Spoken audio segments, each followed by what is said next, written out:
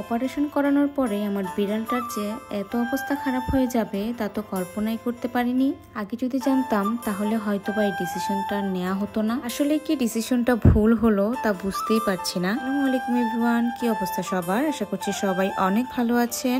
আমরাও আলহামদুলিল্লাহ ভালো আছি। আপনারা তো সবাই জানেন আমার বিড়াল স্নুপিকে নিয়ে সকাল সকাল চলে যাচ্ছি ওর ভেটের কাছে।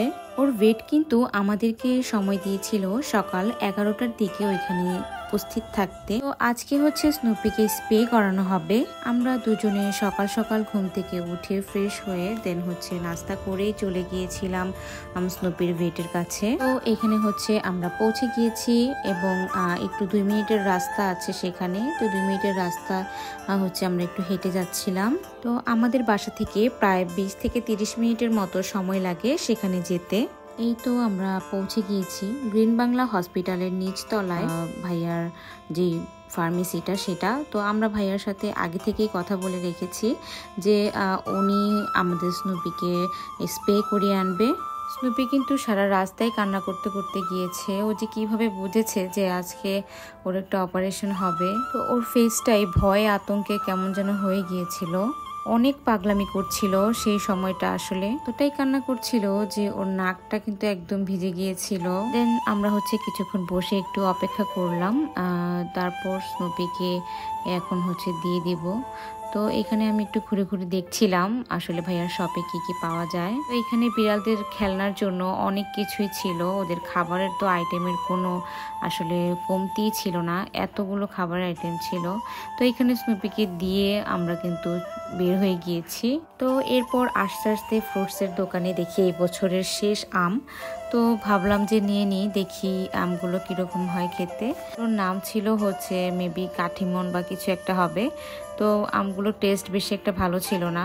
তো তারপরে স্নুপির জন্য অপেক্ষা করেছি প্রায় 4-5 ঘন্টার মতো। এরপর স্নুপিকে গিয়ে নিয়ে আসা হয়। তো এখানে কিন্তু ওর অপারেশনটা সাকসেসফুল হয়।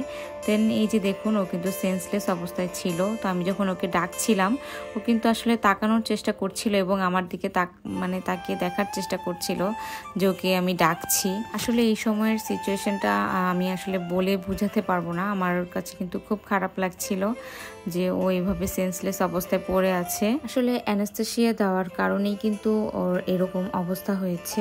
ভাইয়া আমাদের বলেই দিয়েছিল যে ওর যে এরকম একটু সিচুয়েশনটা হবে। তো ভাইয়া কিন্তু বলে দিয়েছিল যে ওকে কিছুই খেতে দিতে না। আর ও কিন্তু প্রায় একদিন একদম না খাওয়া ছিল। গতকালকে রাত 12টার পর থেকে কিন্তু কিছুই খায়নি।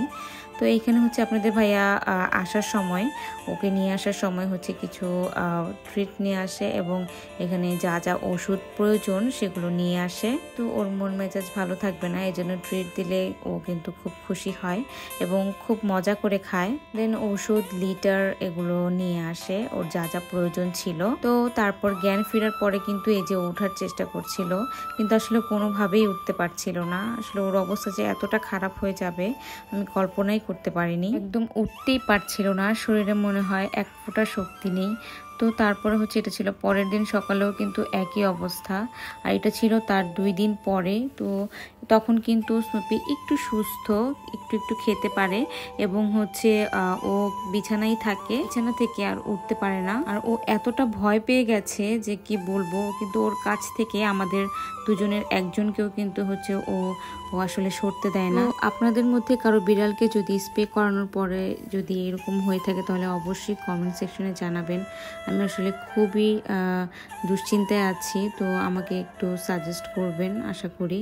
তো আর হচ্ছে সবাই আমার স্নুপির জন্য অনেক অনেক দোয়া করবেন যাতে ও খুব তাড়াতাড়ি সুস্থ হয়ে যায় এবং আবারও হচ্ছে ওর চঞ্চলতা ফিরে আসুক। তো আজকের মতো এই পর্যন্তই, সবাই ভালো থাকবেন। আল্লাহ হাফেজ।